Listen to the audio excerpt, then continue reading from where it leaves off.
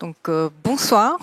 En tant que chargée de communication du musée, laissez-moi vous remercier chaleureusement d'être venus si nombreux ce soir pour assister. Vous n'entendez pas?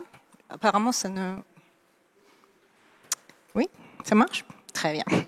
Donc, en tant que chargée de communication du musée, laissez-moi vous souhaiter la bienvenue d'être venus si nombreux pour assister à une nouvelle conférence programmée dans le cadre de l'exposition La Révolution de 1974 des rues de Lisbonne au Luxembourg.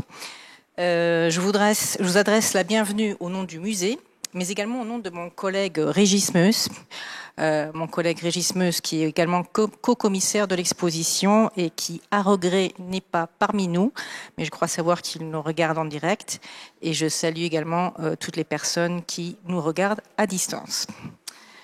Ce soir, nous avons non seulement l'honneur, mais le grand bonheur de recevoir une historienne et chercheuse de référence sur les questions relevant de la période du Estado Novo au Portugal, donc période qui s'étend de 33 à 74.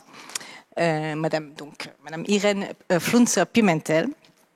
Il y a 2 ans déjà, nous avions eu la chance également de vous recevoir dans le cadre de l'exposition Le passé colonial du Luxembourg. Et voilà, aujourd'hui, nous sommes à nouveau très heureux de vous accueillir. Permettez-moi quelques brefs repères académiques au sujet de votre parcours. Ce sont vraiment des repères très brefs.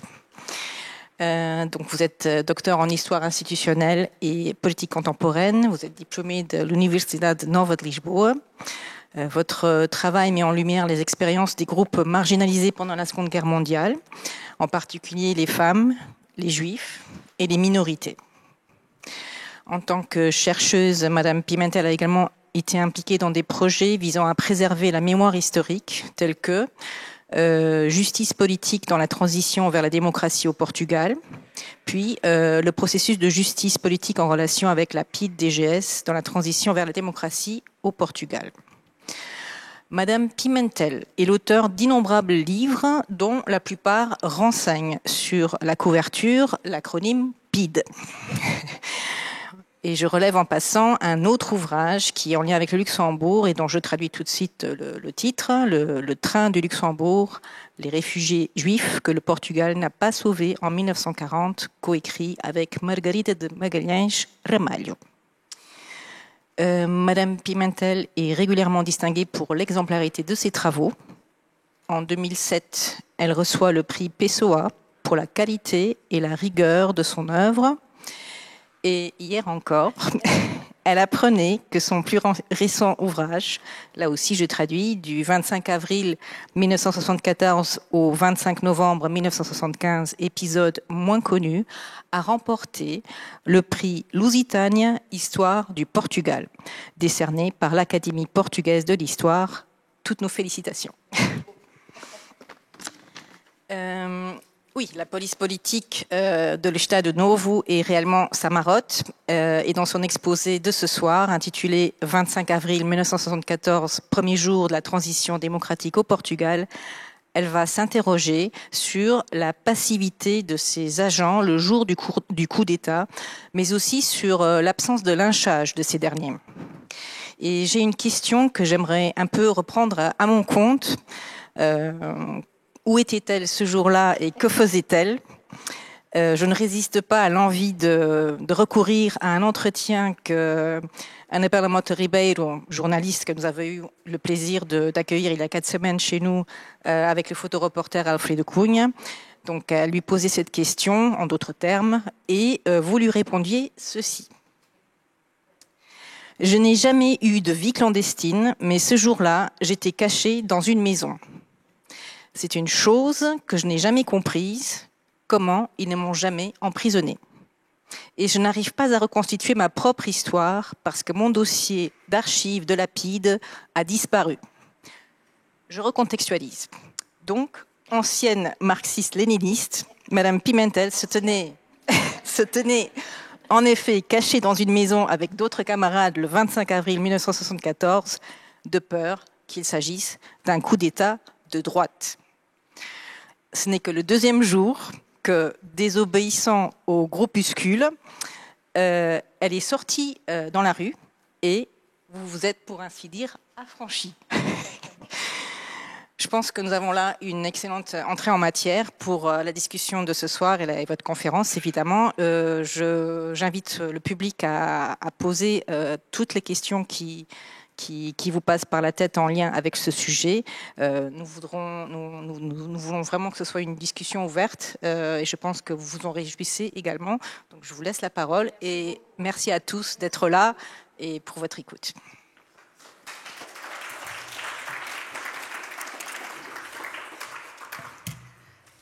Tout d'abord, j'aimerais remercier le musée Régis. Il y a très longtemps, on m'a déjà invité pour venir ici aujourd'hui et je suis très très contente d'y revenir. J'ai été au Luxembourg aussi dans un autre événement en mars, justement le jour après les élections au Portugal. Et je suis très contente de venir ici. J'ai vu pour la première fois l'exposition. Je ne sais pas si tout le monde qui est ici l'a déjà vu, mais je conseille vraiment. C'est une extraordinaire exposition et il y a un film qui est fait d'extraits. J'ai parlé après une des personnes qui a monté le film et qui a choisi les extraits de la télévision belge et de la télévision luxembourgeoise. Donc, j'ai vu un film sur les mêmes épisodes du 25 avril desquels je vais parler. Alors, si vous voulez de nouveau aller voir l'exposition, regardez ce film jusqu'à la fin. Il est vraiment très beau et extraordinaire. Et regardez aussi l'exposition d'Alfred Cunha, qui a des photos de Salgueiro Maia, du capitaine Salgueiro Maia, qui a été très important dans le 25 avril et duquel je vais parler. Je vais parler de beaucoup de points. Je ne sais pas si j'aurai le temps pour ça, je vais résumer un petit peu. Mais la première question, je vais parler du facteur du succès. Pourquoi le 25 avril a été un succès pour ceux qui ont fait un coup d'État? Après, je parlerai très brièvement du contexte de la dictature et de la guerre coloniale qui a permis la révolte des militaires. En troisième point, je parlerai un peu de coup d'État-révolution, car ça a été un coup d'État, le 25 avril, et qui s'est transformé immédiatement en révolution. Et je vais vous dire pourquoi je pense ça. C'est mon interprétation. Après, à cause de ça, je parlerai sur le 25 avril, de nouveau, le programme qui a été très, très important pour les capitaines, la mobilisation populaire qui a, vous avez déjà deviné, transformé le coup d'État en révolution.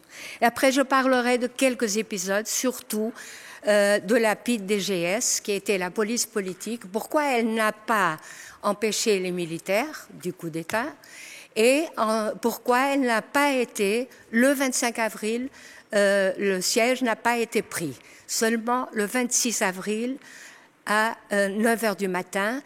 Et ce qui s'est passé, c'est que à 20 heures du 25, le régime était déjà tombé, la réduction de Marcelo Caetano, et la police politique a tué 4 Portugais et blessé 45. Ce sont les seules victimes. Il y a encore une autre victime, mais c'est les presque seules victimes du coup d'État qui s'est transformé en processus révolutionnaire.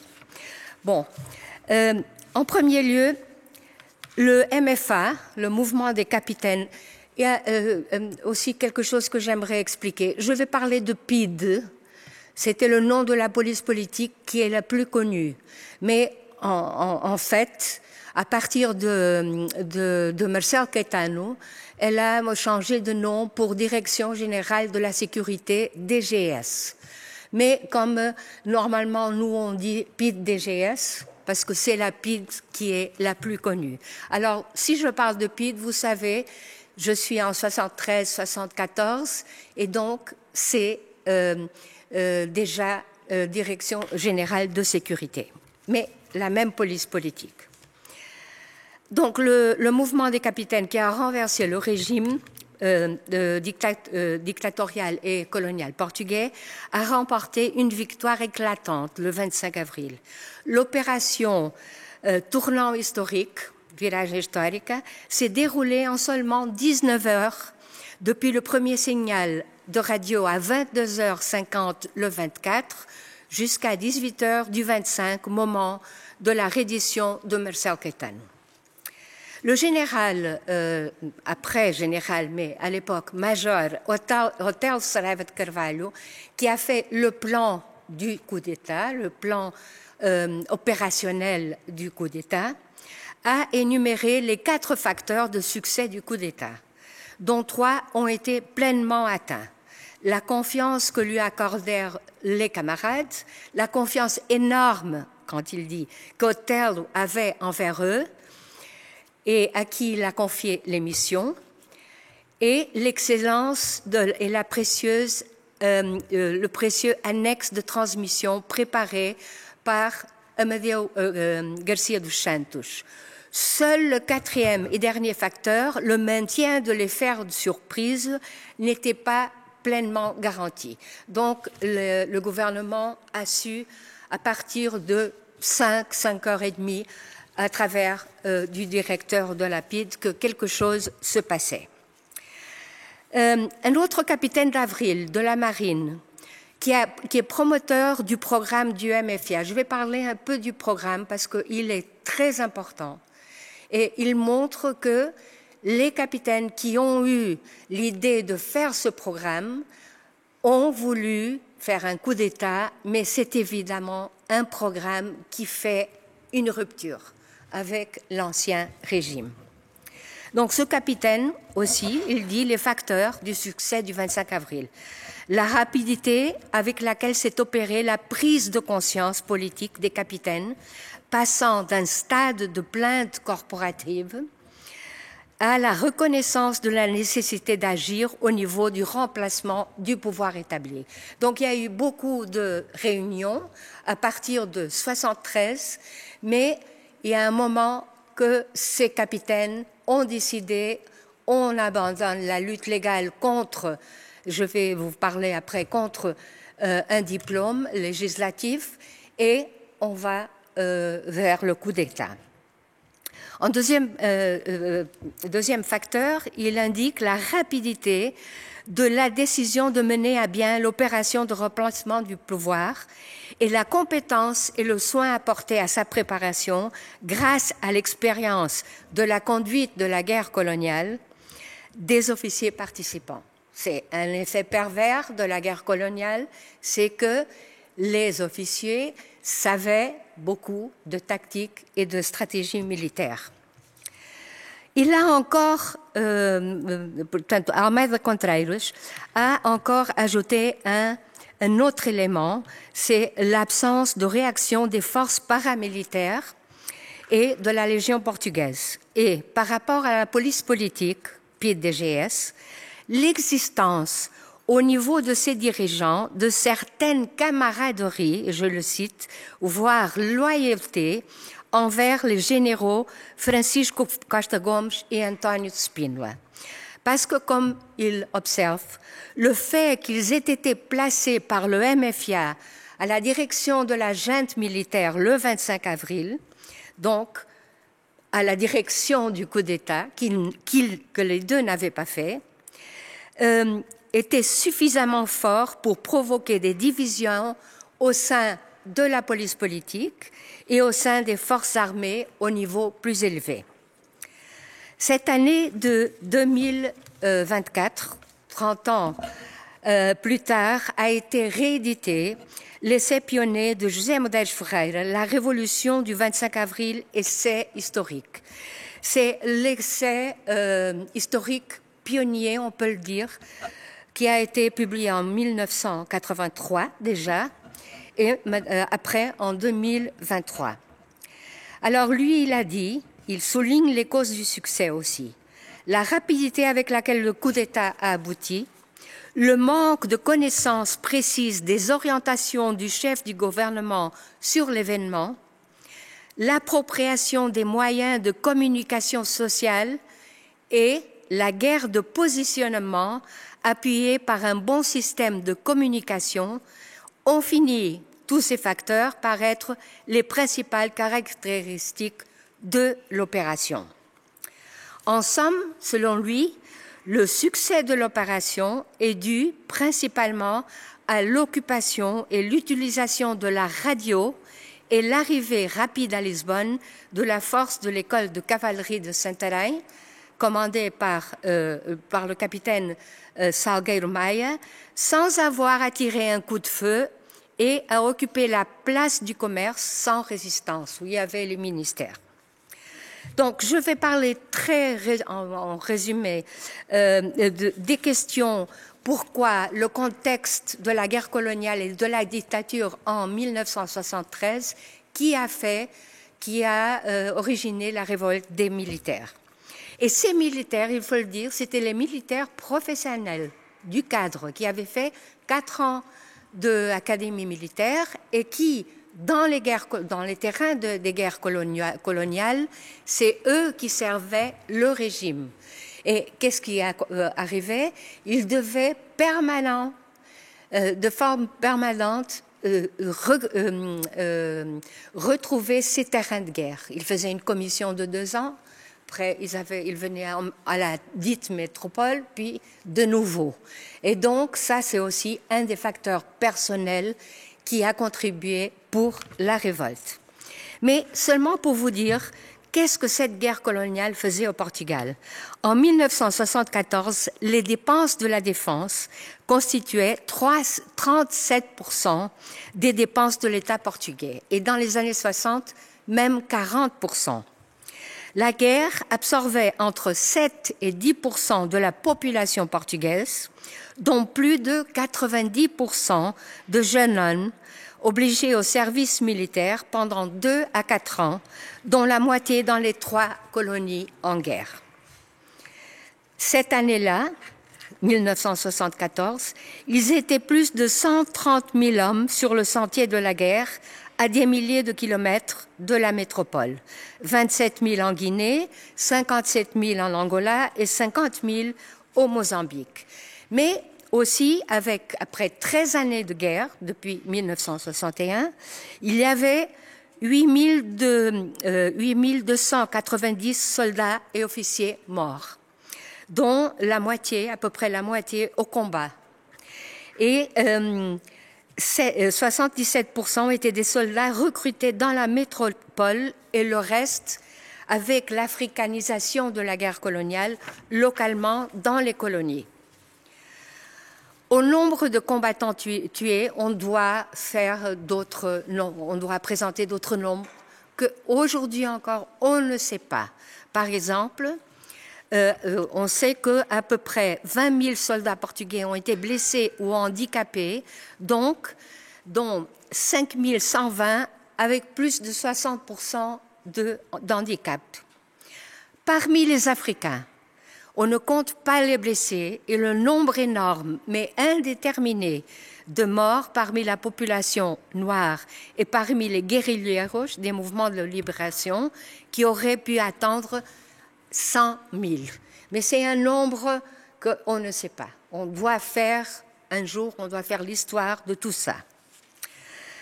Très rapidement, dans ce contexte, il y a eu un facteur qui a véritablement déclenché la mobilisation des capitaines.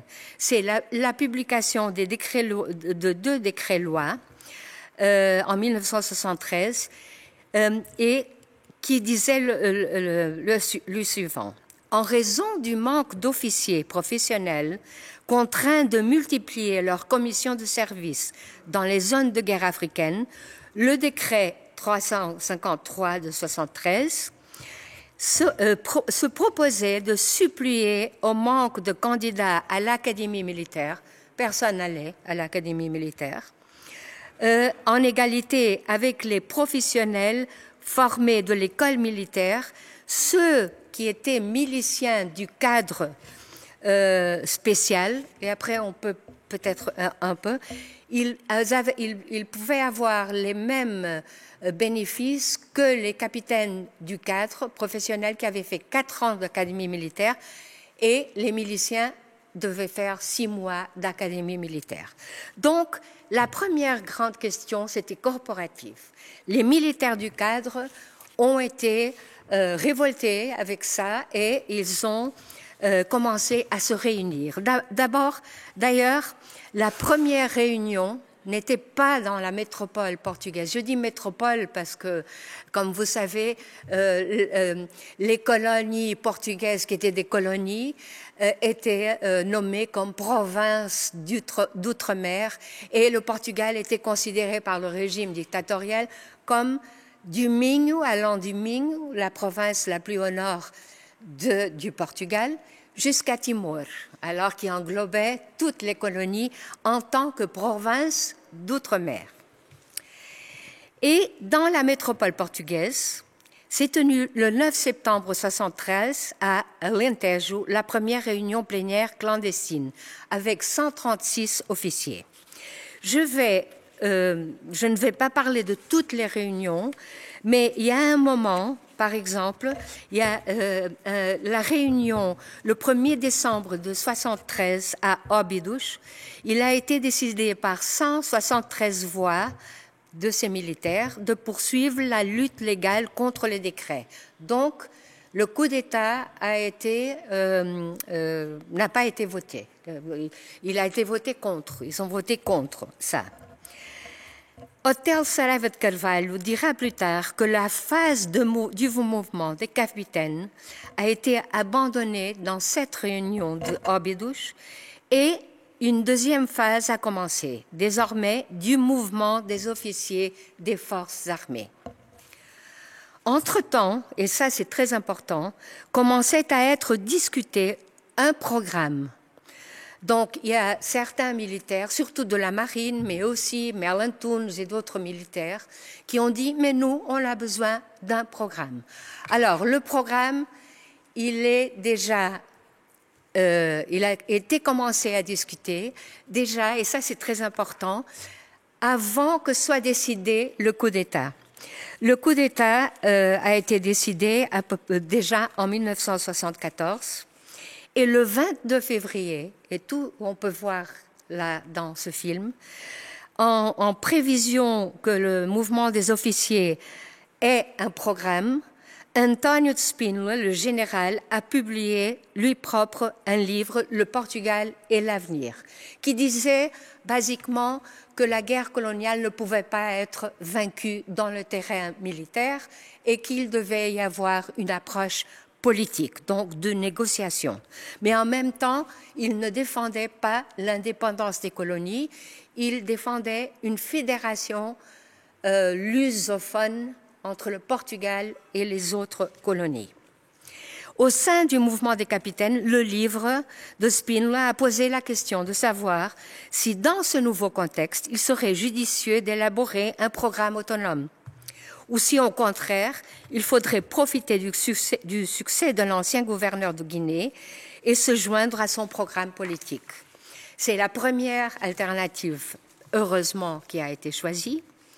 Et le 3 mars, lors d'une nouvelle réunion du mouvement, le document « Le mouvement pour les forces armées et la nation » a été approuvé par 112 des 197 officiers. Le mouvement a été rebaptisé « Mouvement des forces armées MFIA » et c'est maintenant que je parlerai toujours de MFIA, mais en voulant dire que les revendications corporatives du mouvement avaient déjà été remplacées par des critiques directes du régime lui-même et de la guerre coloniale, ainsi que par l'ouverture d'une solution politique par un coup d'État militaire. Et le deuxième point que je voudrais parler un petit peu, c'est le coup d'État et révolution. Vous savez, je ne vais pas faire beaucoup de théorie. On peut voir en Google ou dans les Wikipédia, dans les dictionnaires, qu'un coup d'État, c'est la prise du pouvoir dans un État par une minorité, par des moyens anticonstitutionnels, normalement imposés par surprise et par force. Le coup d'État peut être militaire ou non. Le coup d'État militaire est un acte caractérisé par la prise du pouvoir dans le pays par ses forces armées qui disposent d'une force coercitive que les civils ne possèdent pas et qui établissent généralement un régime de dictature militaire.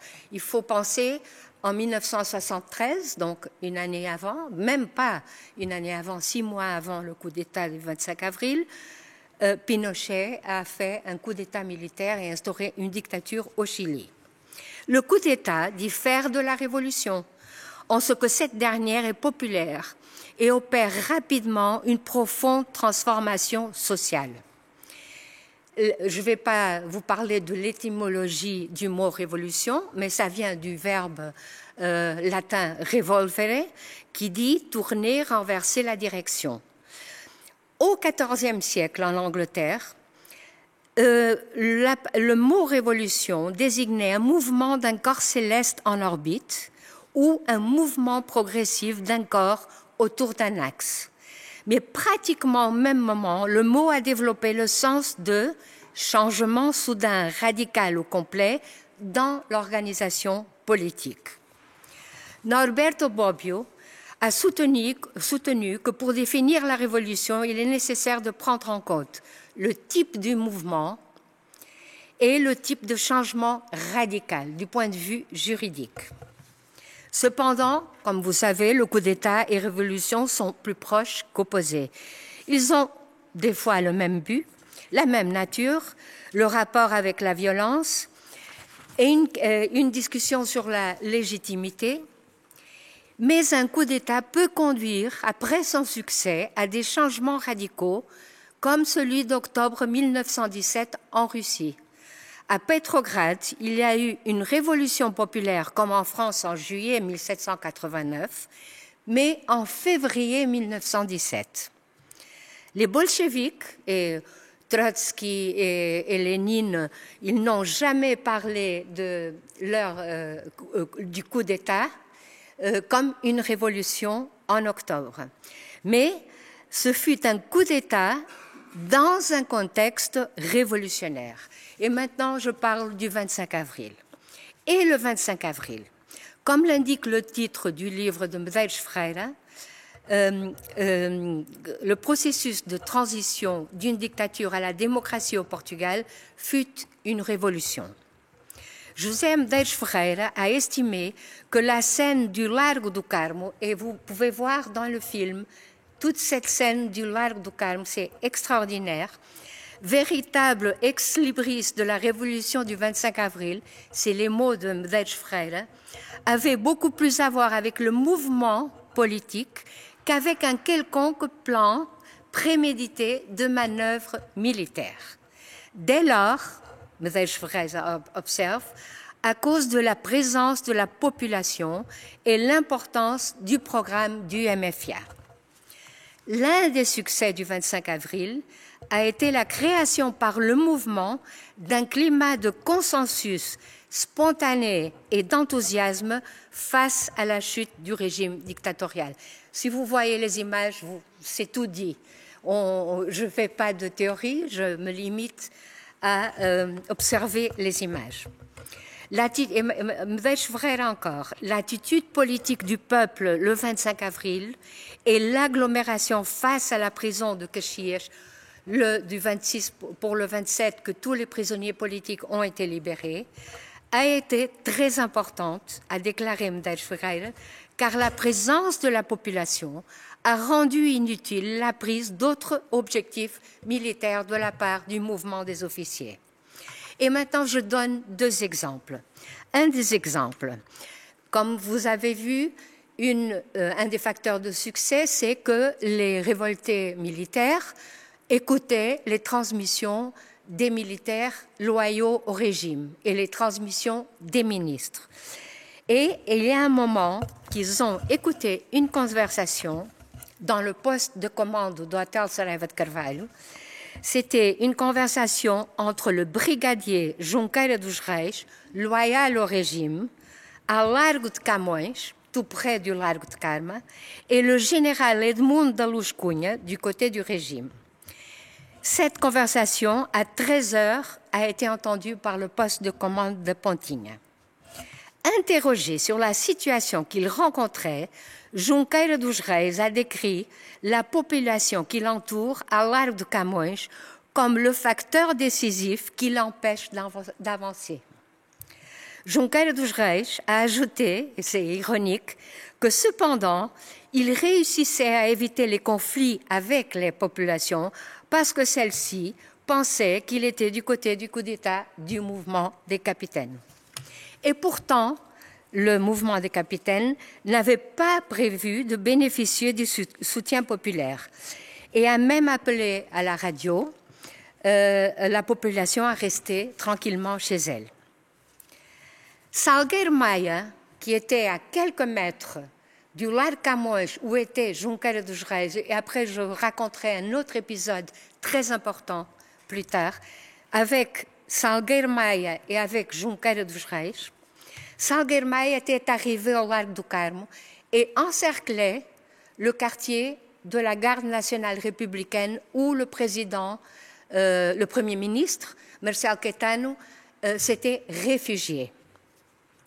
Et lui-même a décrit, Salgueiro Maia, le 25 à 12h30, lors de l'encerclement de la caserne de la GNR du Carmo, où s'était réfugié le Premier ministre, la population non seulement lui a indiqué les endroits où entrer et informé que les forces de Junqueira dos Reis étaient encerclées par les forces, que Salgueiro Maia était encerclé par les forces de Junqueira dos Reis. Et Junqueira dos Reis ne pouvait pas avoir une activité à cause de la population. Carlos Almada Contreiras, un des capitaines d'Avril de la marine, a souligné que la première surprise que nous avons eue a été les gens qui sont descendus dans les rues et nous avons réalisé leur grand soutien lorsque nous sommes arrivés. L'historien César de Oliveira, qui n'est plus aujourd'hui malheureusement entre nous, a déclaré que l'éruption des masses populaires dans la rue avait transformé ce qui aurait pu être un simple coup d'État militaire en une révolution. Le juriste Diogo Freitas do Amaral, plutôt à droite, de droite politique, a commenté « Il est vrai que le 25 avril a commencé par être physiquement un coup d'État militaire. Mais d'un point de vue politique juridique, le 25 avril a été dès le début une révolution, tant dans l'intention de ceux qui ont créé que dans le programme politique qu'ils ont annoncé au pays. Donc le programme de nouveau. Selon lui, Freitas do Amaral, la révolution se caractérise non seulement par le remplacement du personnel dirigeant, comme dans le coup d'État, mais par une profonde transformation de nature politique, économique et sociale. Donc le 25 avril a été une révolution et également en raison du programme politique, car il prévoyait cette profonde révolution. Cependant, la surprise de beaucoup, et ça c'est Ernest Melantuns qui parle, un des, on peut dire, des auteurs du programme du MFIA, Ernest Melantuns a déclaré que la majorité des officiers ont participé à un coup d'État militaire sans savoir qu'il déclenchait une révolution. Cependant, c'est Melantuns, à la surprise de beaucoup, le jour suivant, on était face à un acte révolutionnaire car la participation enthousiaste des masses populaires a transformé le coup d'État en révolution. Je vais maintenant présenter quelques épisodes du 25 avril, notamment avec la question pourquoi la police politique n'a pas évité le coup d'État militaire des capitaines et pourquoi elle n'a pas été prise le 25 avril et seulement le 26 à 9h du matin. Donc, un des épisodes, c'est quand Marcelo Caetano se rend dans la caserne de la GNR du Carmo et il se rend aux forces de Salgueiro Maia, mais il a exigé de donner sa reddition à un militaire général. Donc, les capitaines de l'Avril ont dit à Spínola qu'ils reçoivent la reddition et ça aurait pu tourner, ça aurait pu faire du coup d'État de nouveau un coup d'État d'autre type. Mais ça, on peut discuter. Donc, vers 13h du 25 avril, il a été décidé de donner le coup de grâce au régime dictatorial, comme le rapporte le capitaine António Rosado da Luz. C'est le capitaine qui a été ici récemment je pense qu'en septembre. Et il servait de liaison dans le mouvement des capitaines entre Otelo, qui était le dirigeant opérationnel, et Salgueiro Maia, qui était au Largo do Carmo. Il a transmis à Maia le message d'Otelo. Et le message est suivant. À l'aide du mégaphone, essaie de communiquer et lancer un ultimatum pour qu'il se rende dans la caserne de GNR. À l'aide d'armes, brise les serrures du portail et on voit les portails être brisés dans le film pour qu'ils puissent voir que c'est réel. Je ne pense pas qu'ils réagiront. En remontant ensuite la rue du Carmo, Rosado da Luz, le même capitaine, s'est rendu compte que le coup d'État s'était transformé en révolution, même s'il devait encore compter sur quelques aventures pour remporter la victoire. Donc, on est à 15 heures. Et qu'est-ce qui se passait du côté de la police politique? C'est une des perplexités du 25 avril. C'est son incapacité à agir contre les éléments du mouvement. Et nous savons aujourd'hui qu'il écoutait les téléphones de militaires qui étaient dans le coup d'État. Cette police politique savait depuis janvier 1974, ça c'était sûr, que quelque chose allait se passer.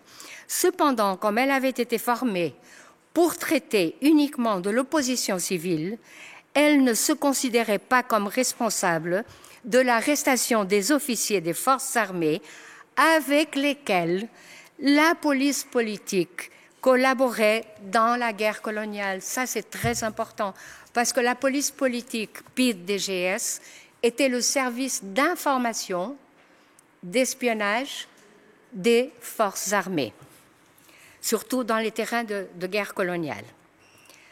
L'ancien directeur des services d'information de cette police, Álvaro Pereira de Carvalho, a confirmé que lorsque la question du contrôle des militaires a été soulevée par le gouvernement, il s'y était lui-même opposé.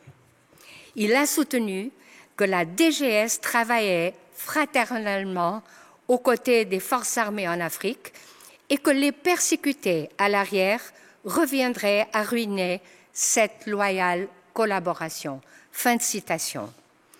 De même, le major Ernesto Melo Antunes a souligné à son tour que la culture de la PIDE était d'agir contre les communistes, les civils et les éléments liés aux dirigeants ou aux responsables des mouvements de libération en Afrique. Pour cette raison, cette police a négligé son action contre les militaires, en plus d'avoir du mal à comprendre que les officiers de l'armée responsables de la guerre en Afrique déclencheraient une action profonde pour ébranler le régime. Par ailleurs, une certaine faction de la DGS, qui entretenait de bonnes relations avec certains conspirateurs, notamment avec les militaires autour de Spínola, et aurait eu l'intention de profiter du coup d'État militaire pour réformer le régime. La prise du siège, j'ai encore combien de temps? Oui, j'ai encore du temps? Ah, encore? Alors, on a du temps. Maintenant, je vais parler de la prise du siège de la DGS seulement le 26 avril au matin. De même, ce fait de la DGS n'avoir pas été l'une des premières cibles des troupes insurgées du mouvement a suscité de la perplexité. Si on écoute Otel Saravat Carvalho, et c'est lui qui était au centre des événements, il dira plus tard qu'il craignait que les éléments de la DGS, et il les traitait comme ça, je cite, « des garçons en civil armés de pistolets et de mitrailleuses soient les premiers à tirer sur la colonne qui encerclerait le siège de la police politique. » Otello, plus tard, a déclaré qu'il y a eu aussi le refus de Jaime Neves, qui n'a pas voulu occuper le siège de la police politique. En plus, il y avait un autre capitaine, Coelho Lima, du régiment d'infanterie de Amadora, qui était dans le mouvement et qui a dit le 24 avril, je ne serai pas dans le mouvement. Et les actions qu'il avait étaient de prendre le siège de Lapide et libérer les prisonniers politiques. Et il est resté loyal au régime. C'est pour ça qu'il y a un terme militaire que les militaires utilisent, qui est péjoratif, qui dit il bourrego.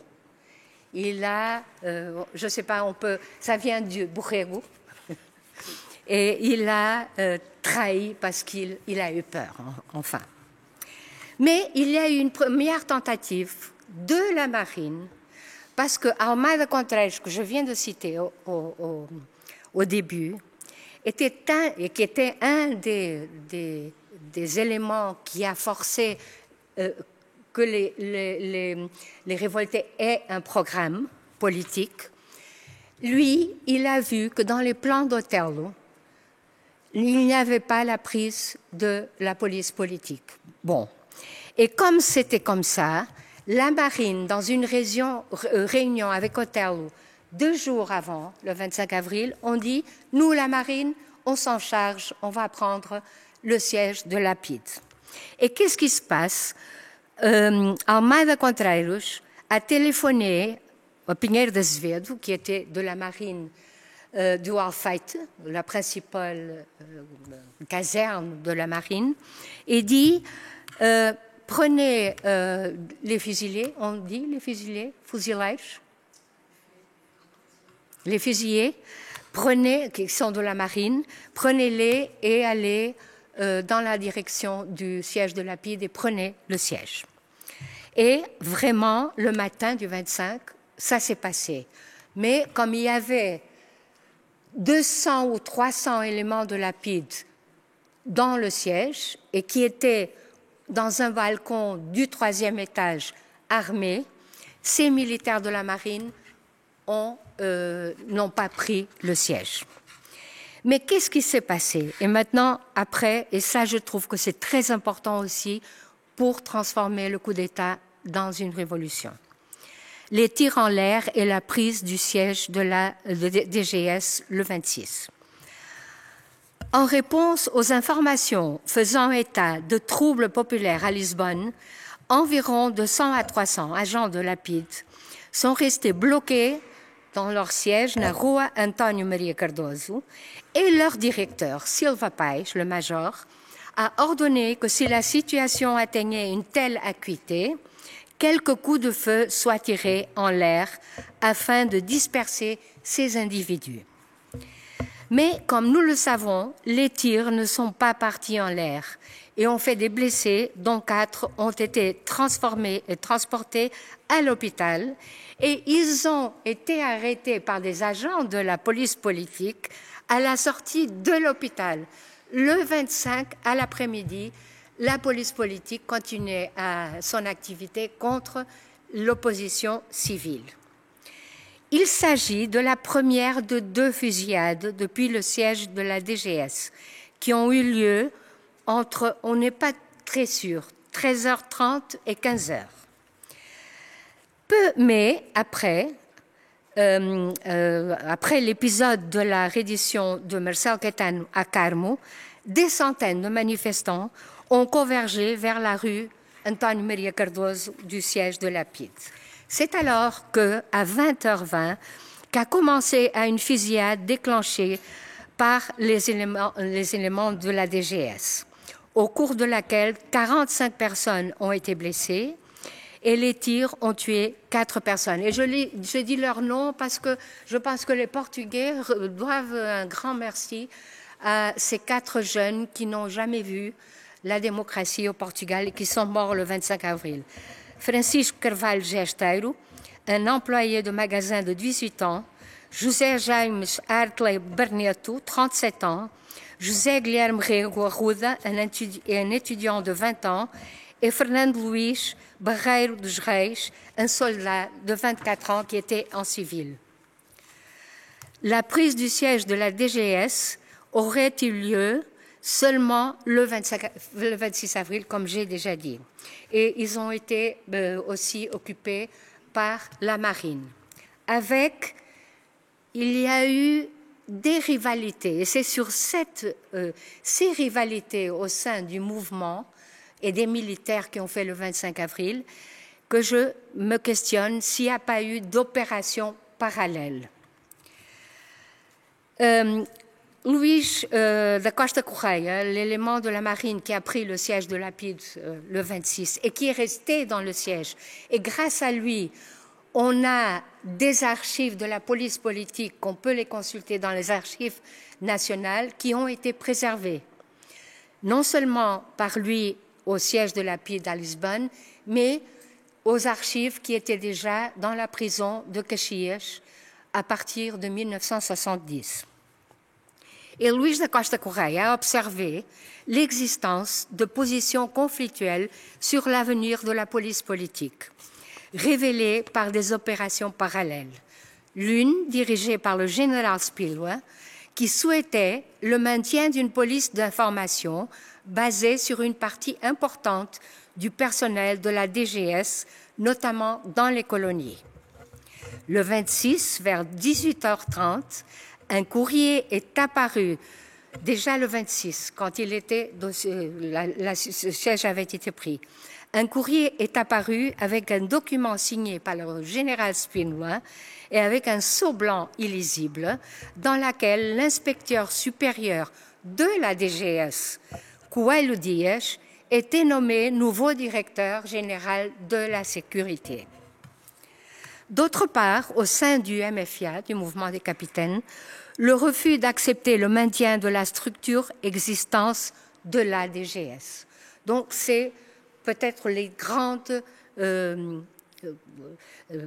rivalités et les grands agendas différents des militaires qui ont causé des opérations parallèles. Le commandant de la marine, le même, Luís da Costa Correia, a suggéré que le détachement de la marine situé dans le bâtiment de la rue António Maria Cardoso soit officiellement désigné Destaque Mar Cardoso. C'est pour ça qu'il est resté là-bas. Et ça a été une étape fondamentale vers l'extinction de la DGS et également cruciale pour le maintien et la sauvegarde des archives, comme j'ai déjà dit. Je suis maintenant près de terminer et je voudrais encore dire des mots de Costa Correia. Dès 20h, le 25 avril 1974, les tirs de la DGS ont causé une occupation manu militari déterminée par Spínola, sans savoir qu'à Pontinha, au centre de communication de l'Armada, il y avait déjà beaucoup auparavant donné des instructions aux marins pour qu'ils interviennent. Je pense que les événements de la rue Maria Cardoso, avec la mort de 4 Portugais et 45 blessés, ainsi que la libération des prisonniers politiques dans la nuit du 26 au 27, de tous les prisonniers politiques, parce que Spínola ne voulait pas les libérer tous, ont représenté, quant à moi, 2 points de non-retour du 25 avril et ont contribué à le transformer en un coup d'État militaire putschiste dans un processus révolutionnaire. Pour donner un exemple, de nouveau, d'un côté, les capitaines du MFIA qui étaient en train de prendre le siège, de prendre beaucoup de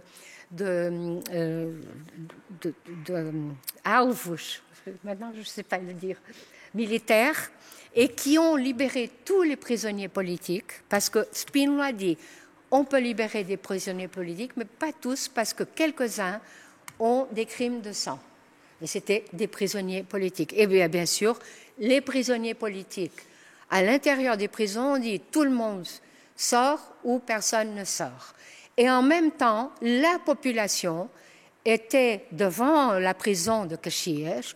Et c'est là, moi j'étais là déjà, j'étais déjà affranchie, comme vous avez dit, et j'ai assisté à ça, une multitude de gens qui a crié pour la première fois, je pense que c'est là, o povo unido jamais será vencido.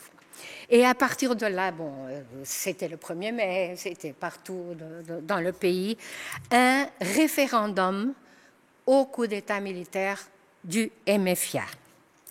Mais je veux donner un autre épisode qui est contraire, justement, qui voulait empêcher que le coup d'État se transforme en révolution. Et à 22 heures du 25, les éléments nommés pour la junte de salut national ont commencé à arriver au poste de commandement de Pontinha. Et avant la proclamation de la junte à la télévision portugaise, il y a eu une réunion avec les hauts responsables de la structure de la junte et du MFIA. Costa Gomes, le général, força le MFIA à accepter que dans les colonies en guerre, des éléments de la DGS restent dans un service d'information militaire et eut gain de cause. Mais cela arriva seulement en Angola, pas en Guinée et pas en Mozambique, et en Angola pendant un mois. Quant à Spinola, parce qu'il y a eu aussi les populations des colonies en guerre. Quant à Spinola, il a voulu supprimer le paragraphe faisant référence à la nouvelle politique économique et stratégie antimonopoliste qui était dans le programme du MFA. En plus, il a voulu supprimer une série de mots qui, selon lui, faisaient écho du discours du Parti communiste portugais, parmi lesquels se trouvait l'adjectif démocratique qu'il voulait éliminer et la désignation régime fasciste de l'ancien régime qui a été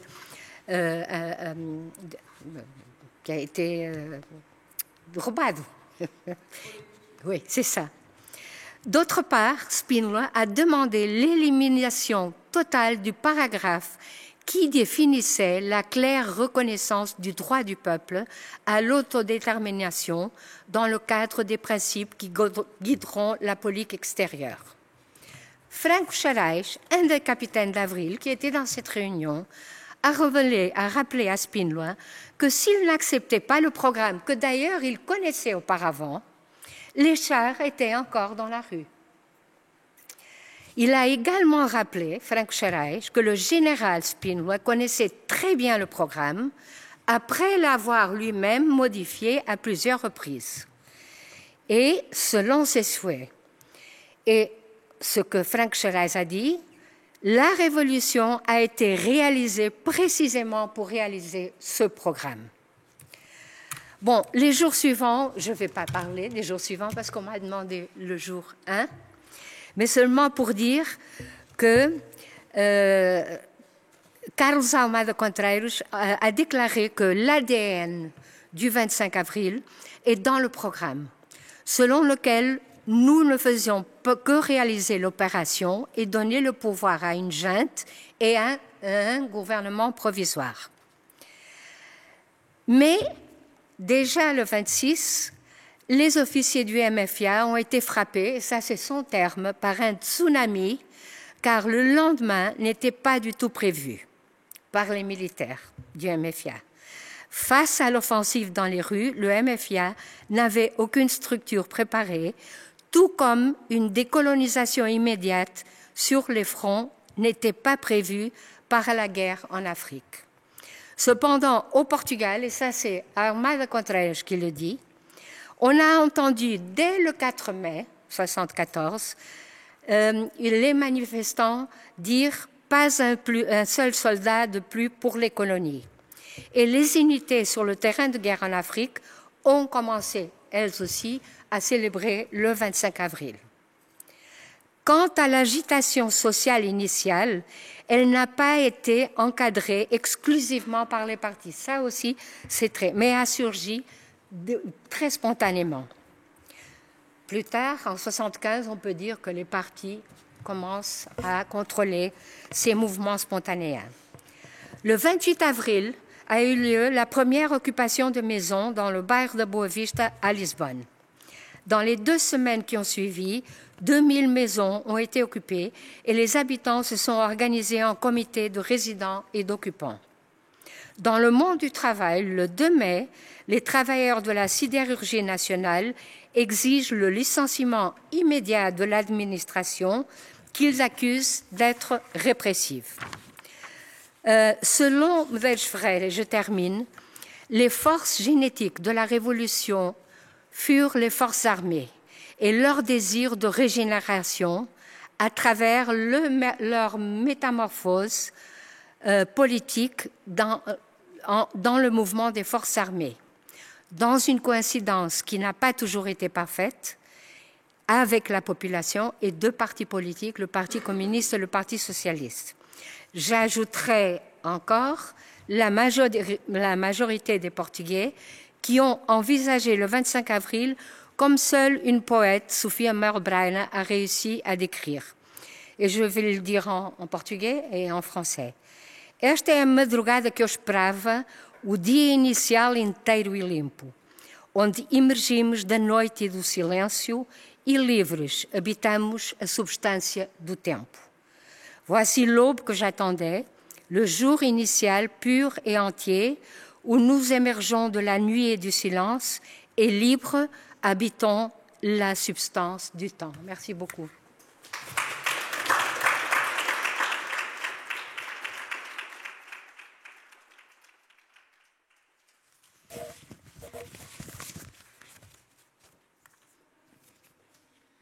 Merci beaucoup pour cette excellente intervention qui montre la complexité d'une journée inaugurale pour le Portugal. Je pense qu'il doit y avoir de nombreuses questions dans la salle, du moins je l'espère, et je vous invite vraiment à prendre la parole.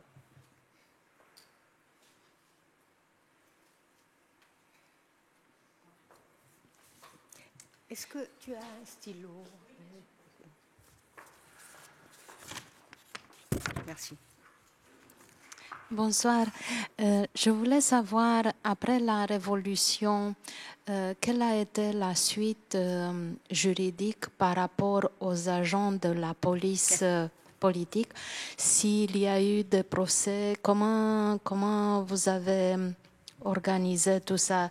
Je pense un peu à ce qui se passait dans les pays de l'Est. Très bien.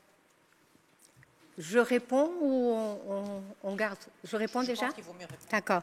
Bon, ça c'est une question très importante. Qu'est-ce qui s'est passé? Aussi à cause des 4 morts, les policiers qui étaient dans le siège, quand il a été pris, les agents, ont été emprisonnés par le mouvement des forces armées. Et ça, c'était pas préparé, c'était pas planifié. Comme dit Armada Contreras, on faisait le coup d'État, on suivait le programme et après on retournait dans les casernes. Et qu'est-ce qui s'est passé? Ces éléments sont allés dans la prison politique de Caxias qui avait déjà été libérée des prisonniers politiques. Donc il y a aussi un symbole très grand dans tout ça. Les jours suivants, les journaux portugais, par ordre de Spínola et du MFA, ont commencé à dire il faut que tous les éléments de la PIDE se rendent. Et s'ils ne se rendent pas, on ira mettre les photos qu'ils avaient, leurs photos, dans les journaux. Donc ils se sont rendus. Bien sûr, beaucoup se sont enfuis. Les plus grands se sont enfuis. En Angola, au Mozambique, ils sont allés vers la Rhodésie, vers l'Afrique du Sud. Mais avec tout ça, il y a eu un processus juridique, comme vous dites. Et en juillet, les forces armées, donc le MFIA et les forces qui étaient au pouvoir, ont dit on doit faire une commission d'extinction de la police politique. Et dans cette commission, on va ouvrir des procès criminels, parce que certains sont coupables de mort, de torture, etc. Donc, beaucoup de gens pensent qu'il ne s'est passé rien avec la police politique. Ce n'est pas comme ça.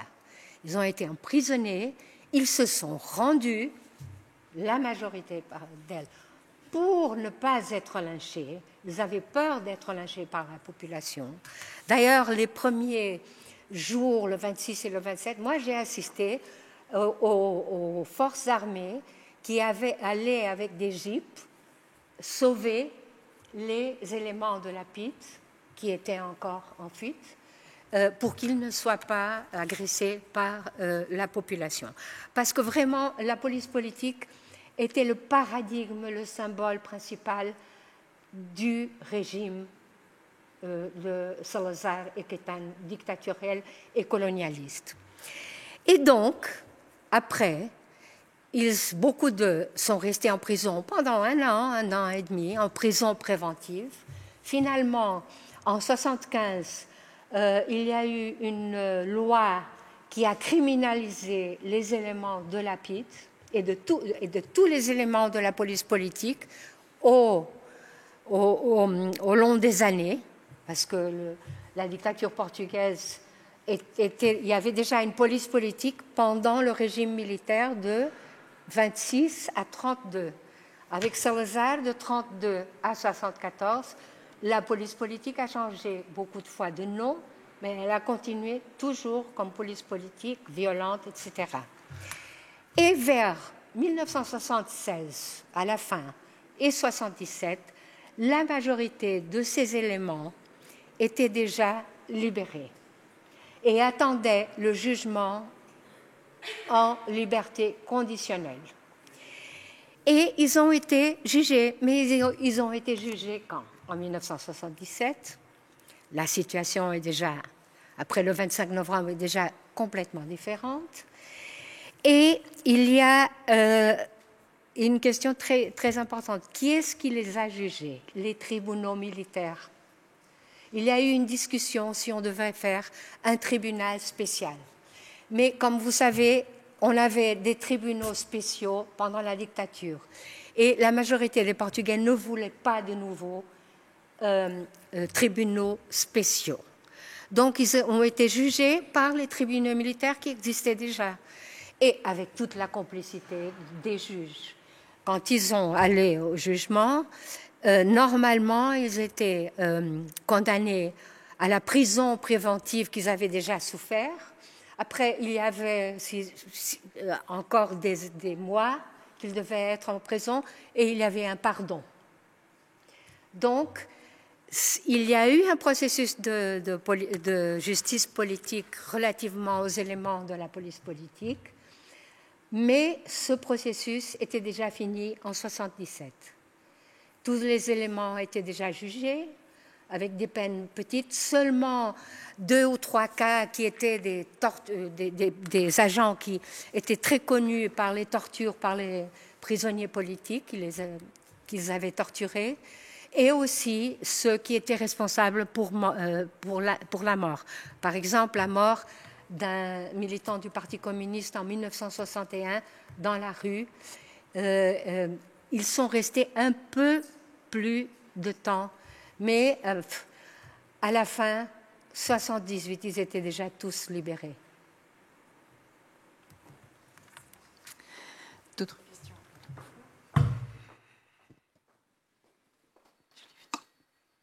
Oui, merci pour cette conférence très intéressante. Ça marche ? Oui, ok. J'ai une question concernant la guerre coloniale dont vous avez parlé. Je me suis demandé, est-ce qu'il y avait vraiment, surtout au Portugal même, une prise de conscience qu'il s'agissait que le colonialisme était un système inhumain, ou est-ce que c'était plutôt le fait qu'on perdait la guerre et que les jeunes hommes allaient être tués qui a motivé les positions? Très importante cette question aussi. La prise de conscience majoritaire n'était pas là. Que le colonialisme était déjà révolu, que dans tous les pays qui étaient des anciennes colonies étaient déjà indépendants. L'ONU était toujours envisagée par le régime dictatorial comme du côté des communistes, parce que l'ONU a fait beaucoup de critiques à la posture coloniale du Portugal qui ne voulait pas décoloniser. On peut dire que la majorité de la population était plutôt, ça c'est mon interprétation, plutôt très fatiguée de la guerre. Les gens mouraient, les gens étaient blessés, les gens devenaient handicapés. Les jeunes Portugais, beaucoup ne voulaient pas faire la guerre et ils désertaient ou ils étaient réfractaires et ils allaient dans l'émigration. Ils ne pouvaient plus retourner au pays, en France, au Luxembourg, en Allemagne. Les familles qui, au début de la guerre coloniale en Angola en 1961, étaient plutôt pour le régime, parce que la propagande du régime était assez efficace. Et quand Salazar a dit « on va en force pour sauver nos provinces d'outre-mer », beaucoup de Portugais ont... Mais à la fin de 13 ans, la situation n'était plus comme ça, même dans les militaires, comme vous avez vu. Après, il y avait peut-être une minorité, et moi j'étais de cette minorité, qui était vraiment anticolonialiste, qui disait que la guerre coloniale ne pouvait pas continuer et que le régime devait tomber. Mais je pense que cette attitude était plutôt des étudiants intellectuels, etc., mais aussi beaucoup de jeunes qui se sont politisés à cause de ça. Comme ils devaient aller à la guerre et ils ne voulaient pas aller, ils allaient après dans l'émigration et en fait, ils étaient exilés parce qu'ils ne pouvaient plus retourner au Portugal. S'ils retournaient, ils allaient à la guerre. Il y a beaucoup de militaires qui ne savaient pas ce qu'on leur demandait. C'est-à-dire qu'à partir où les généraux, tous ceux d'armée, leur disaient vous êtes dans l'obligation de partir dans l'outre-mer, dans les colonies, vous êtes dans l'obligation. Oui, défendre la patrie. Voilà, c'était plus pour défendre la patrie, mais en fait, ils ne savaient pas ce qu'ils étaient en train de faire. Non, la majorité de la population, non.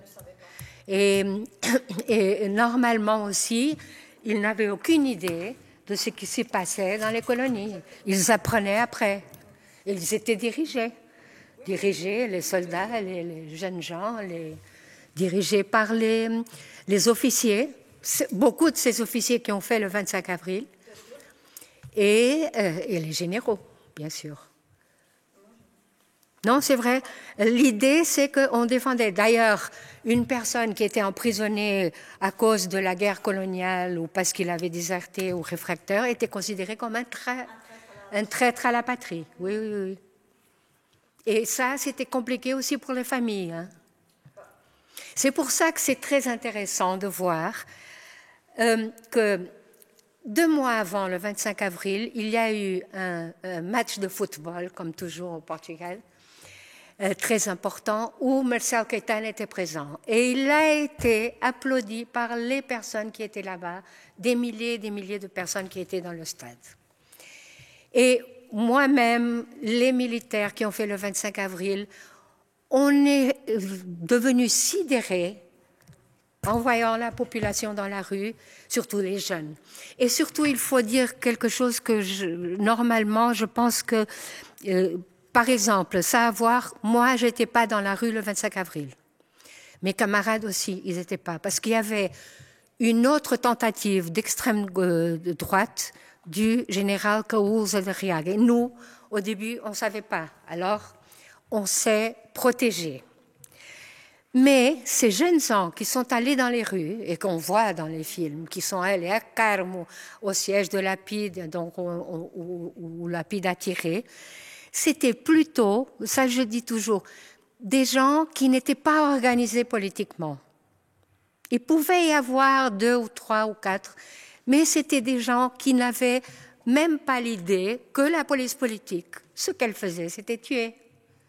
Et probablement, c'était très dangereux d'aller au siège de la police politique. Moi, si je n'étais pas dans cette maison le 25, je ne serais jamais allée au siège de la police politique. Le 26, bien sûr, après. D'ailleurs, le 26, Lisbonne avait plein de gens dans les rues. Et tout à coup, on n'avait rien à faire. Moi, il y a un moment que j'étais pas employée, je travaillais pas. Quand je savais pas quoi faire, j'allais au Roussillon pour discuter de la politique. Parce qu'il y avait des groupes partout, de tous les âges, qui discutaient la politique et les alternatives. On était encore en pleine guerre froide. Les deux grands puissance.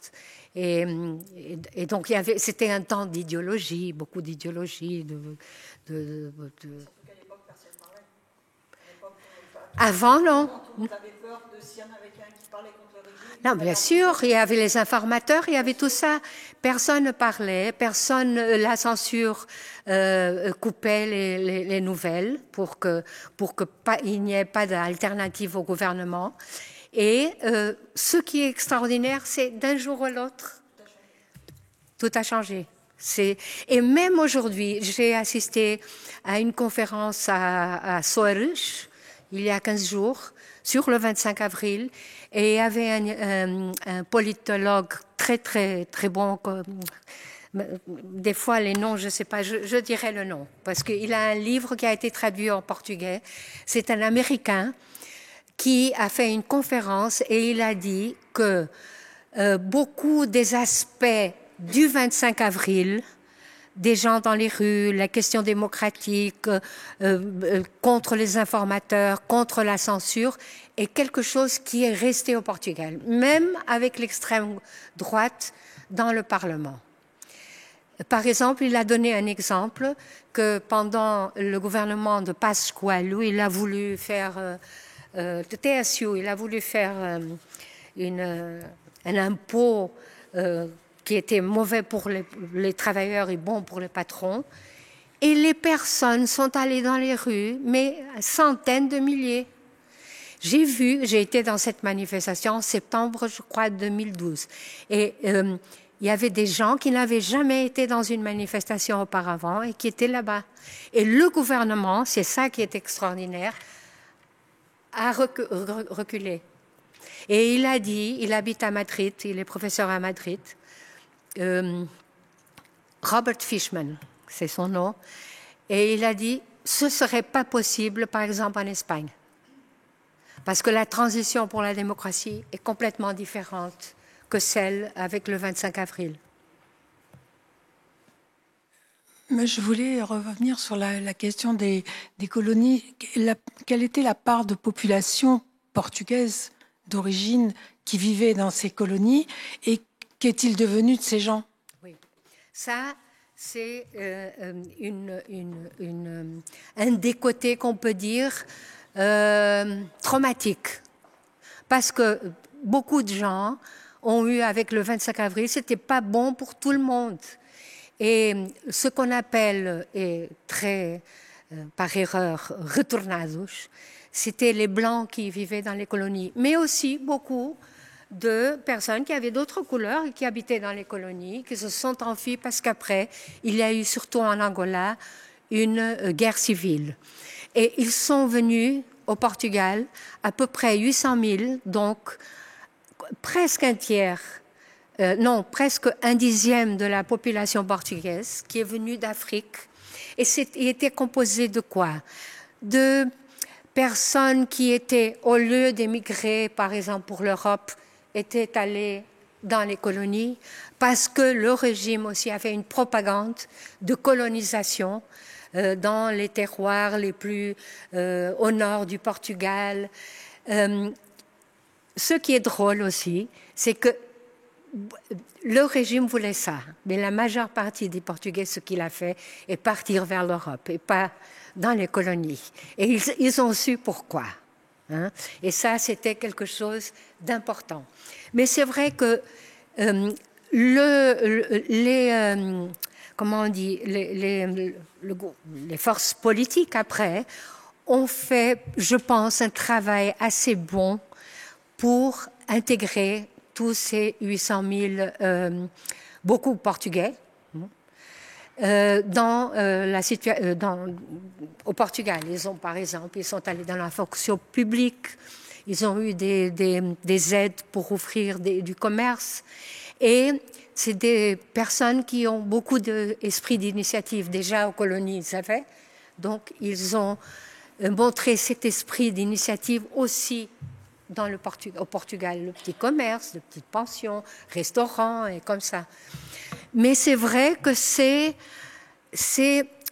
comment dire, je pense que le 25 avril, 50 ans après, pour être commémoré, il doit être commémoré par tous et il faut aussi laisser la place à ces personnes qui ont tout perdu dans les colonies et qui croyaient que leur vie était faite et qui sont venus avec leurs vêtements dans des avions pendant des journées.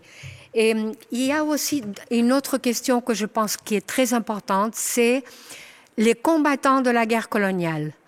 Beaucoup d'eux sont revenus peut-être pas handicapés, peut-être pas blessés, mais avec le stress post-traumatique. Et je pense que ça a été encore mis sous le tapis.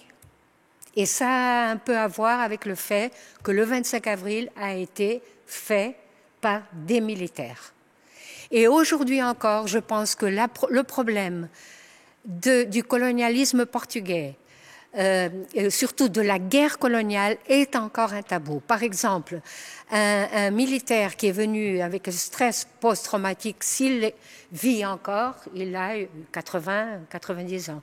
Normalement, ils n'ont pas parlé aux enfants, aux fils, ce qu'ils avaient vécu. Hein? Normalement. Ils racontent leur histoire de ce qu'ils ont vécu, de ce qu'ils ont vu, de ce qui... Ah, c'est vous, oui. Moi, je le sais, puisque mon papa a été dans une colonie africaine. Oui. Et quand on était petit, ils nous racontaient l'histoire de ce qu'ils ont vécu pendant la guerre, mais on voit qu'il y a un traumatisme. Oui, bien sûr. Quand je dis, c'est la plupart, bien sûr. Mais je voulais ajouter quelque chose. Beaucoup en parlent aux petits-enfants et aux arrière-petits-enfants. Ça, c'est intéressant. Mais il y a tout un travail à faire sur ça. C'est pour ça que nous, par exemple, moi maintenant je suis adulte, c'est pour ça que je suis venue ici, parce que moi il y a des choses, comme je dis, l'histoire des guerres, on l'a entendu, moi depuis petite, j'ai toujours entendu ce qui s'est passé avec le Portugal, etc. Mais c'est vrai que sur le moment, quand on est enfant, on ne pense pas tout, mais il y a des ondes d'ombre, on ne sait pas tout. Les militaires, c'est pour ça que tout à l'heure je disais, les militaires ne savaient pas tout ce qu'on leur racontait. On leur disait d'aller au front, il faut faire ça, et ils y allaient bêtement, pardon de dire ça. Bêtement. Non, c'est vrai en partie, mais c'est vrai aussi qu'ils ont commis des crimes. Dans la guerre, c'est comme ça. Et évidemment, ces crimes, c'est quelque chose qu'on ne raconte pas au fils ou à la fille, en principe. Donc ce tabou, il est... Par exemple, l'autre jour, j'ai été avec un jeune journaliste portugais, dont le père aussi a été, et il a beaucoup, comment on dit, pressionné le père pour qu'il raconte un peu plus. Et ce jeune journaliste m'a dit, moi, j'ai écouté, mais je ne vais pas répéter. Parce que je ne suis pas capable de répéter ce que mon père m'a dit qu'il avait fait. Donc ça, c'est compliqué. Et le problème, c'est que ces générations qui ont fait la guerre, 50 ans après, et d'autres ont fait avant, 74. Mais il y a un blocage. Il y a. Et dans toute la famille, parce que les femmes qui vivent avec eux, c'est terrible. C'est terrible.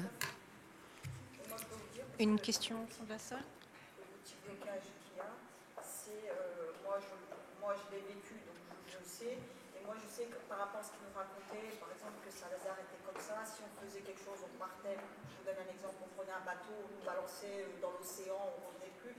C'était très cadré. Et aujourd'hui, ils nous disent vous êtes dans des pays libres, comme la France, le Luxembourg, l'Allemagne, etc. Profitez, restez dans des pays libres. Oui. Et ne pas revenir en arrière. Voilà. Oui. C'est un traumatisme. C'est un grand traumatisme. Et pour nous, pour la société en général aussi, hein, parce que si... On a un petit œil, mais on doit faire quelque chose. Dans les manuels d'école, l'histoire n'est pas racontée encore comme elle a été. Je peux. Je voudrais réagir à ce que vous avez dit par rapport au devoir d'intégrer les victimes du 25 avril. Des colonies. Je suis née en Angola. Oui. Je suis fille de colons, donc je sais un peu de quoi je parle. Je pense que tous les colons, jusqu'au début des années 70, savaient très bien qu'ils étaient en train d'occuper un pays qui n'était pas le leur. Tout le monde le savait. Vous croyez ça? La propagande et l'idéologie du régime. S'il vous plaît, évidemment, vous répondrez après. Tout le monde le savait, donc ils n'ont pas été victimes. C'était impossible. Moi, j'ai vécu très peu parce qu'on m'a envoyé au Portugal à l'internat et j'y allais seulement dans les grandes vacances. Mais adolescente, alors que je ne faisais pas de politique, je n'étais pas militante, j'étais une catholique, je voyais très bien ce qui se passait. Tout le monde voyait. C'était eux, les natifs, ils étaient opprimés par les autres qui étaient là. Et même les pauvres, les plus pauvres des Blancs, ils pouvaient vivre dans la mesure où ils surexploitaient la population native. Il y a des victimes blanches du 25 avril et que la plupart, en tout cas en Angola, sont restés là-bas. Pas des victimes, des gens, des Blancs qui ont gagné avec le 25 avril parce qu'ils ont été envoyés. Je vois personne parler de ça, mais je l'ai constaté en Angola dans les années 2000. Je ne savais rien de cette réalité. Dans les villages, au Portugal, dans les années 70, de 70 à 74, le régime envoyait presque forcé, des familles entières, des familles nombreuses qui n'avaient pas après le 25 avril vivre, et ils les ont mis dans ce qu'ils appelaient les colonats ou je sais pas quoi, à Celle, je sais pas quoi. Oui, et mais ça c'était pendant la guerre. Souvent ont été contre le régime parce qu'elles avaient été forcées aller là-bas, qu'elles étaient forcées à travailler pour d'autres Blancs plus riches qui étaient là-bas, et eux, ils ont été libérés, comme les natifs, par l'indépendance des colonies. Et ça, c'est la réalité, et je suis sûre de ce que je dis. Oui, vous êtes sûr, mais vous ne savez pas toute la réalité. C'est pas possible. Même moi, je ne sais pas. Mais il y a l'histoire qui est en train d'être faite. Il y a beaucoup de livres sur tout ça. Et par exemple, ce que vous avez dit sur ces personnes à Celle, les aldeamentos, ces colonnas, ça c'est le régime colonial qui a fait ça. C'est pas après le 25 avril. C'est avant, c'est pendant le colonialisme. Ah bon, d'accord. Bon, et dire que les personnes savaient très bien qu'on était dans un pays qui n'était pas le leur, ça, c'est pas comme ça. Même aujourd'hui encore, il y a des resquisites de ça, de cette propagande coloniale qui a été faite, surtout du régime de Salazar, qui a été très intelligent récoltant la célèbre idéologie lusotropicaliste qui dit que le colonialisme portugais était bénéfique, était très bon, au contraire, par exemple, du colonialisme britannique, français, etc. Et ça, encore aujourd'hui au Portugal, il y a cette croyance de cette idéologie du lusotropicalisme, d'un colonialisme qui était bon. Il y avait des métis, beaucoup de Blancs se sont croisés avec les Africains. Et donc tout ça, c'est le mythe néocolonial et lusotropical qui reste dans la population portugaise. Et ça, on a un grand travail à le faire.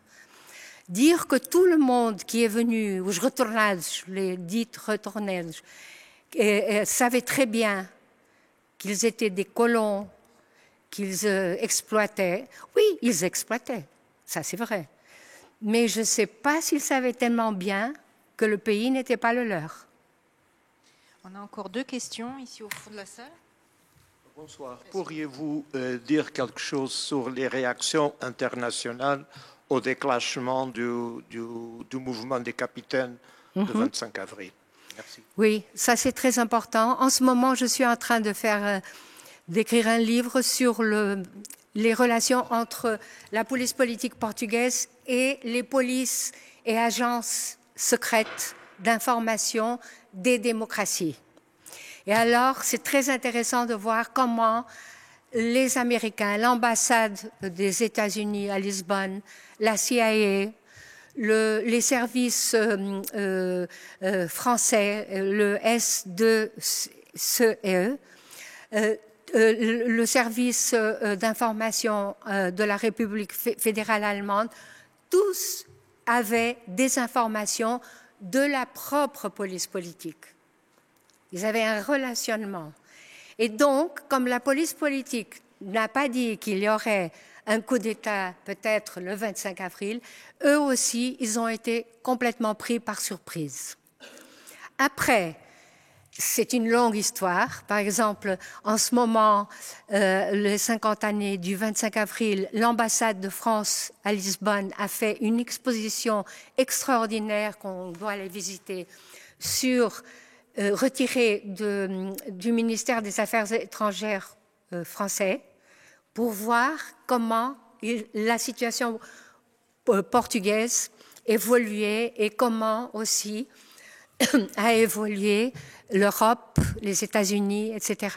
Il y a un moment qu'en 75, l'année qu'on dit du processus révolutionnaire en cours, le PREC, que Kissinger, qui était le ministre du département d'État de Nixon, a voulu larguer le Portugal. Il a pensé, on va faire du Portugal un vaccin pour les autres pays communistes, par exemple d'Italie, de France, pour qu'ils ne fassent rien comme le Portugal, parce qu'il avait l'idée qu'il y aurait une Cuba en Europe avec le Portugal. Et l'ambassadeur des États-Unis, Carlucci, qui était de la CIA, était contre cette opinion de Kissinger. Je parle seulement maintenant des États-Unis, qui évidemment avaient beaucoup de... Mais par exemple, Kissinger voulait expulser le Portugal de la OTAN. Le Portugal était dans l'OTAN depuis 1949. Et ça a été Harold Wilson, Schmidt de l'Allemagne, qui ont convaincu Kissinger donner une possibilité aux modérés militaires et au parti modéré portugais. Et donc, Kissinger n'a pas transformé le Portugal en vaccin contre les autres. Malgré la situation qui existait après la méfiance, etc., il y a eu quelques événements, je dirais, entre les années 60 et 70, avant la chute du régime, avec participation populaires et qui ont généré de la répression. De là, le fait qu'il y avait autant de prisonniers politiques. Est-ce que vous pouvez vous référer à ces événements qu'il y a eu avant le 25 avril, comme oui. Bon, Rato, par exemple? Oui, non, il y a eu beaucoup d'opposition, et quand on dit beaucoup, c'était toujours une minorité dans la population. Mais il y a eu des partis clandestins, le Parti communiste, après le Parti socialiste qui s'est fondé un peu plus tard. Il y avait aussi les catholiques, beaucoup de catholiques, à cause de la guerre coloniale, sont allés contre le régime. Et par exemple, ce que vous avez dit du Rato, ça a été très important parce qu'ils ont fait 2 vigiles, une en 69 et une autre en 72 pour 13, je pense. Et dans une chapelle, ils sont restés là-bas et ils ont parlé, c'était le 1 janvier, que le pape avait dit que c'était jour de la paix. Donc, ils ont commémoré la paix et évidemment critiqué la guerre coloniale. Les catholiques ont été très importants, les étudiants et toutes les oppositions qui, au cours des années, ont combattu le régime. Je n'ai pas le temps maintenant, parce que c'est tellement d'années. Donc, il s'est passé, bien sûr, beaucoup de choses. Et de répression, surtout. D'autres observations, questions? Oui. Voilà, je voulais savoir, qu'est-ce qui a été le déclencheur, en sachant que Salazar est mort vers les années 70, qu'est-ce qui a déclenché les militaires en 4 ans? Qu'est-ce qui leur a... comment dire? Qu'est-ce qui leur a... C'est ce que j'ai essayé de... Non, je veux dire, j'ai compris, mais... comment savoir qui était du côté Salazar, parce que ça a dû prendre du temps quand même. Écoutez, il y a Salgermayer. Je vais donner l'exemple de Salgermayer, c'est le héros du 25 avril.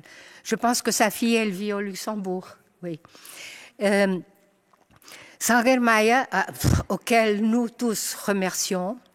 Les photos de Salgermayer sont extraordinaires, de Alfred Cunha. Il a expliqué comment il est parti d'un défenseur loyal du régime en tant que militaire et dans le terrain de la guerre coloniale, dans une position critique et après de plus en plus aiguë.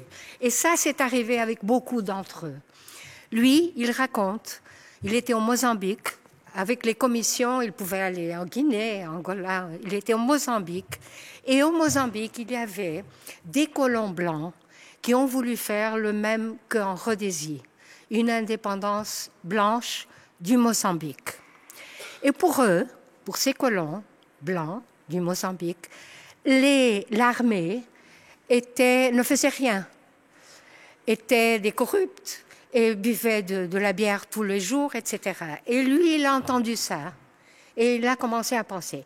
Donc moi, je suis en train de faire préjudice à ma famille, à ma vie, etc. En pensant que je combats pour ma patrie. Et les blancs colons du Mozambique disent que moi, je bois de la bière et que je ne fais rien. Lui, il a dit que c'était le clic. Il y a toujours un clic, une première occasion, et après, évidemment, c'est comme ces militaires. Je n'ai pas raconté toutes les réunions, mais c'est très intéressant de voir les réunions. Il y a un film d'un directeur portugais qui est mort et qui a laissé une série documentale qui est passée à la télévision portugaise, qui s'appelle La conspiration.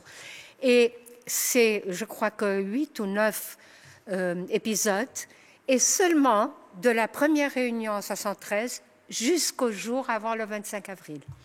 Et tout ce qui s'est passé là-bas, comment il y a eu de petites trahisons aussi, comment les spinolistes ont essayé de prendre le mouvement, comment la marine, la force aérienne, par exemple, ne voulait pas l'indépendance des colonies. Et il avait aussi des représentants dans les réunions.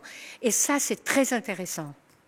C'est peut-être où on peut voir mieux comment, et je pense, et c'est en 2 ans, c'est 1 an et demi, c'est pas 4 ans.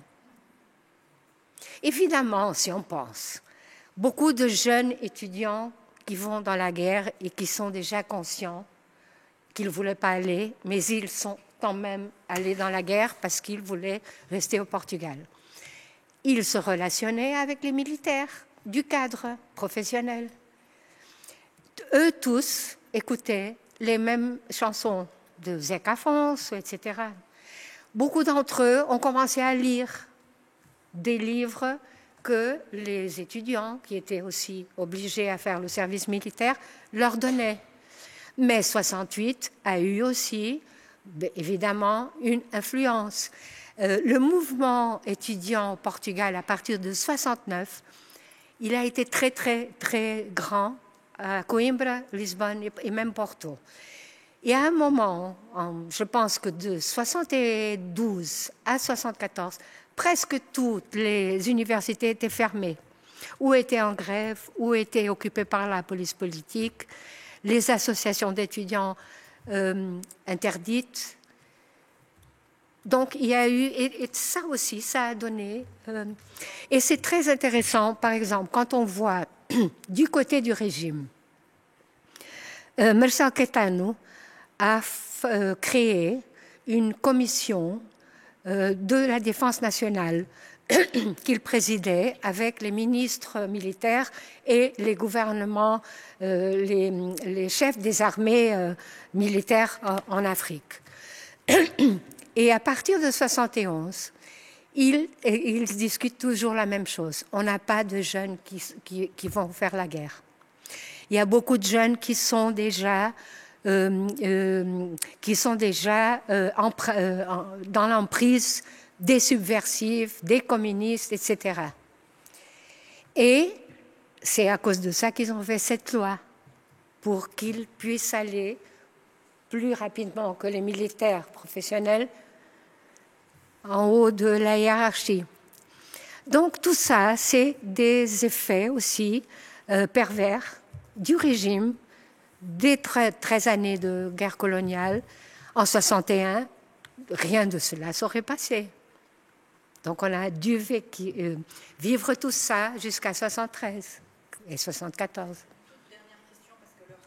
Ah oui, bien sûr. Oui, bonsoir. D'abord, je voudrais vous remercier pour votre intervention. Après, je voudrais vous dire que j'ai pris note de ce que vous avez dit, que pour le moment, et même 50 ans après, on n'a pas un chiffre exact de nombre de morts africains dans les colonies. Africains, oui, dans les colonies. Alors, je voulais vous demander, quelle est la part de l'historiographie africaine qui peut-être est pour le moment manquante pour la compréhension du 25 avril, et pourquoi, si vous savez, excusez-moi, je fais déjà la deuxième question. Parce que depuis un moment que, pour moi, c'est intéressant de penser au parallèle entre la décolonisation portugaise et française, par exemple. Oui, oui. On a le faussement appelé, comme vous avez dit, retornados. Les pieds noirs. Les pieds noirs. Mais on a aussi les arquis. Et ça, au Portugal, à ma connaissance, on parle vraiment pas. Je sais qu'il y a un film qui vient de sortir, qui est dans le festival, Porto Juro. Oui. Mais je crois qu'on ne parle pas vraiment de ces hommes qui ont été éventuellement, peut-être la majorité incorporée de force, mais qui ont lutté sous le drapeau portugais et qui, après la décolonisation, ils y étaient. Alors, quid de ces personnes? Elles ont été expulsées, persécutées, tuées. Mm-hmm. Très important. L'historiographie des anciennes colonies, des pays indépendants, Angola, Moçambique et Guinée, où il y a eu des guerres, ont dû faire beaucoup de choses, reconstruire leur pays, et ça, c'est très difficile. Et c'est vrai que l'histoire n'est pas faite. Je pense que le Portugal a une responsabilité de faire avec les professeurs, les étudiants, les chercheurs de Mozambique, Angola et Je pense aussi que le Portugal a une responsabilité, par exemple, de faire que les prisons africaines du Tarrafal, mais aussi Machave, de São Nicolau en Angola et tout ça, que soient créés des musées. Bien sûr, c'est eux qui doivent décider s'ils veulent ou non créer des musées. Mais je pense que le Portugal doit payer ces musées, parce qu'il a une responsabilité relativement à la mémoire. La question des harkis, ça c'est très intéressant, parce que justement, Macron vient de reconnaître certains bénéfices aux harkis, seulement maintenant, la sécurité sociale, etc. Et au Portugal, il y a justement ces personnes parce que j'ai parlé un petit peu après, ainsi qu'il y a eu une arabisation de la guerre d'Algérie par les Français, il y a eu une africanisation de la guerre coloniale portugaise. Et ces personnes étaient obligées à servir l'armée portugaise, comme les jeunes d'ici. Beaucoup d'entre eux, après le 25 avril, ont été considérés comme des traîtres pour les nouveaux gouvernants. En Guinée, beaucoup ont été fusillés.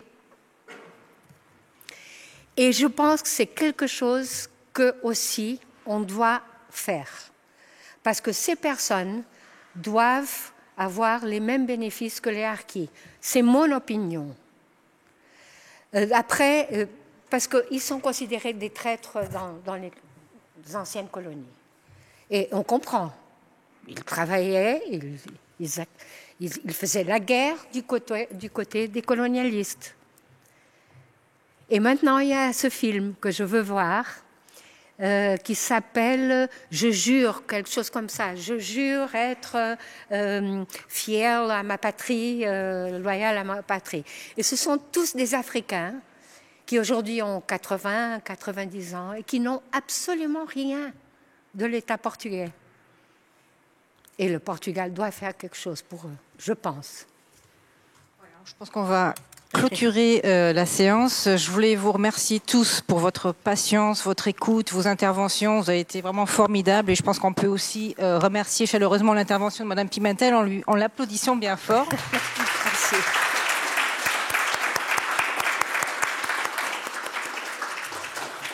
Et peut-être deux mots. La semaine prochaine, nous avons une intervention de Monsieur António Paiva sur les exilés politiques. Et la semaine suivante, nous aurions dû recevoir Madame Rita Ratu, qui est directrice du musée de Aljub.